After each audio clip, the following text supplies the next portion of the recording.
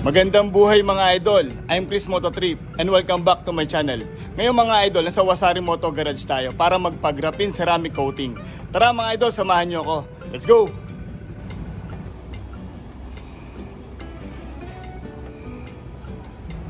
Ayun na mga idol, pinapasok na ang ating Aerox. Uumpisahan na siya mga idol. Yun mga idol, nandito tayo sa Wasari Moto Garage. Kay Sir MJ, yan. Dito tayo magpapagawa ngayon ng graphene ceramic coating. Sir, tanong ko lang, ano po bang package ng graphene ceramic coating natin? Magkano po ba? Yung price po, price starts at 1499. Depende sa size kasi ng motor eh. Okay. Depende rin kung halimbawa, kung may mga carbon parts. Mas iba pa yung price niya? Opo, mas iba. Ano siya, graphene ceramic? Bali yung sa amin talaga is straight graphene coating talaga. Legit na graphene coating talaga yung ginamit namin. Hindi pala ako nagkamali sa pagpunta ko dito sa Wasari Moto Garage. Ayun, magkano siya? Pero ito, tulad nito, Aerox. Magkano siya? Sa Aerox po, ang rate namin sa Aerox is 2,200 pesos. Inclusions na nun. Actually, full package siya talaga yun, all in na yun.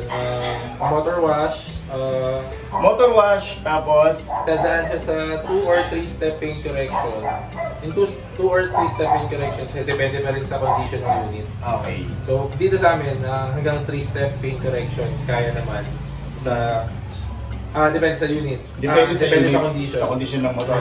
Tulad nito, mas galing ka sa bato kaya... Ito to mga 2-step paint correction.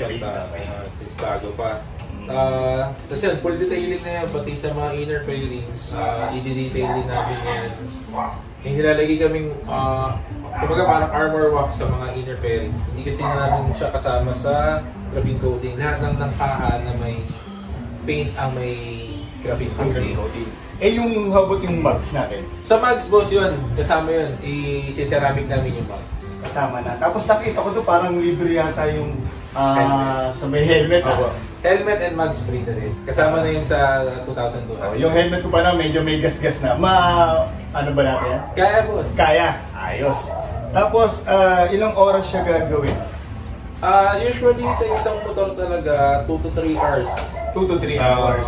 Maximum 4 hours. Yeah. Okay na siya. Pwede ko na siya uwi. Hindi ba siya yung iiwan ko rito? Pwede niyo na po siyang iuwi since meron kami ginagamit na yung curing lang. Yun. So, makompare natin agad yung graphene na ginagamit. Na pinahid dito. Pero pwede siya kunyari, gusto ko iwan to, bukas ko na kunin. Pwede naman yun. Pwede. Nag-home service po kayo? Hindi po. Shop service lang. Dito lang talaga. Sir, pag winis pala to, kasi ako winis ko lang ito eh. Ginawa ko Wasari Moto Garage. Baseable naman po. Wasari yun talaga. Ang winis natin. Tapos may warranty ba to? Sir, bago natin gawin. Baka walang warranty to eh. Meron boss, 1 year warranty. 1 year warranty. Anytime pag nagka-problema, balik nyo lang. Tapos sir, may nagtatanong sa akin. Tulad ng mga kaibigan ko, sabi ko, graphene ceramic ako. Sabi nila, pag nag-graphene ceramic daw to, para doon yung alam mo yung sa cutics, after mga ilang buwan lang or weeks parang tutuklap ba? Ganun ba mangyayari sa graphene ceramic? Hindi boss, actually 1 year mahigit na rin naman kami na nag-graphene. Wala pa naman kami na hindi naman gano'n. Hindi rin na-experience si Wasari Moto Garage to, kaya subukan natin siya rito. Pag nagkaganon, papakita ko sa inyo mga idol. Sir, thank you sa MJ. Umpisa na natin. Double check lang pa para masabi lang din po sa client na may tama. Minsan kasi hindi alam ng client na okay. Baka syempre, baka masisi sa amin.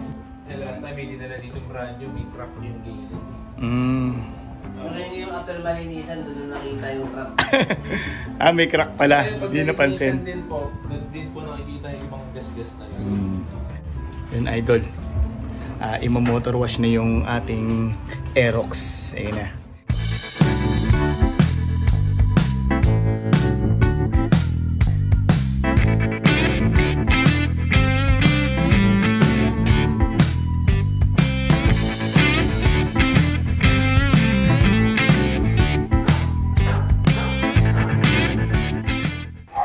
Idol, paano pagka umulan? Yan, anong mangyayari sa mga matte color natin? Just in case naman po Sir Roland, mga ganitong kakinis na nagawa namin.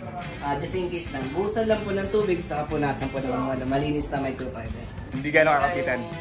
Makinis na makinis. Makinis na, ayos ah.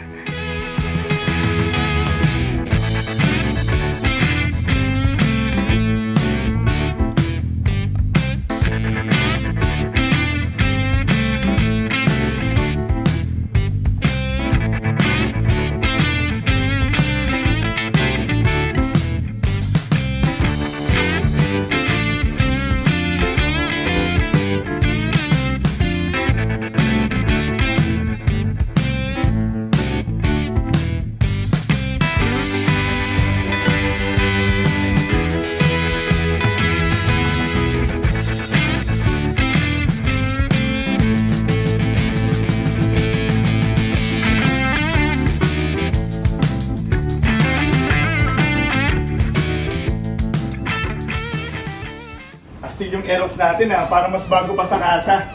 Ganda ng pagkakagawa. Sobrang linis ng pagkakagawa. Good quality. Tapos tanong ko rin kung sa clip pala. Kasi alam mo maraming gumagamit ng Honda clip. Magkano naman pag sa Honda clip? Sa clip, ang ceramic coating namin sa clip, 1.5 lang. 1.5. So kung gusto Mas na mura siya, no? mas mura. Kasi medyo maliit. Oo. Kung i-upgrade nila sa graphene coating, additional lang din ng 300, 1.8 lang, graphene coating na. Kasi mas maganda yung graphene coating, boss. Sa, sa warranty? Sa warranty, boss, nagbibigay kami 1 year warranty. 1 year warranty. Anytime pag nagka-problema, babalik nyo lang dito sa amin. Ayusin namin kung ano yung problema. Wala kayong babayaran. Tapos kung maglilinis pala ako ng motor, pwede ko ba gamitin yung Joy Ultra? Ayun na. Kasi minsan gumagamit ako nun Pwede yung gamitin dito? Hindi na boss. Dapat any car shampoo ang gagamitin nyo. Kasi dishwashing liquid boss matapang kasi. So baka umigsin yung buhay ng graphene. Car shampoo talaga. Car shampoo talaga. Tapos pag i-maintain nito nag-graphene coating na natin, paano natin i-maintain ito na ganito? Ang pinaka-maintenance talaga boss, number 1, huwag nyo pupunasan ng dry. Once a week kayo naglilinis ng motor. Or kung may gusto mang kayo linisin na part, maganda ba sa inyo muna bago nyo punasan. Angas kasi. Parang ayoko na itakbo. Parang gusto ko na display. Kapiting ba ito ng acid rain? Yun ang maganda kapag naka-coating ka. Once na may makita kang acid rain, kasi kapag walang coating, tas na acid rain, hindi mo na yung matatanggal. Dito, kapag kami nakita ang acid rain, basahin mo lang, punasan mo lang, mawala na yun. Tanggal. Matatanggal. Iwas gasgas din Iwas gasgas din. Magagasgas pa rin, pero hindi siya yung doon kagasgas talaga na protection ba rin siya sa init? Yun ang naka-parking ako. Naka-park ako kasi usually, pagka sa motor naman, laging open parking Ganoon naman sa mga parking natin, di ba? Paano yun? Yun ang maganda boss, isa sa mga benefits ng graphene coating. Yung UV ray, yung init, iwas kupas, iwas discoloration, ganyan. Yun, kung gusto nyo nang mabilis ang linis ng motor, para pag graphene coating kayo. Madali na linisin yung motor kapag naka-coating. Dito lang sa Wasari Motor Garage. Laging bago kapag naka-graphene.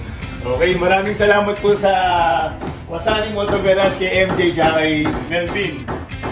Sana supportahan niyo sa susunod kong vlog. God bless po sa inyo lahat. Ride safe. Magandang buhay.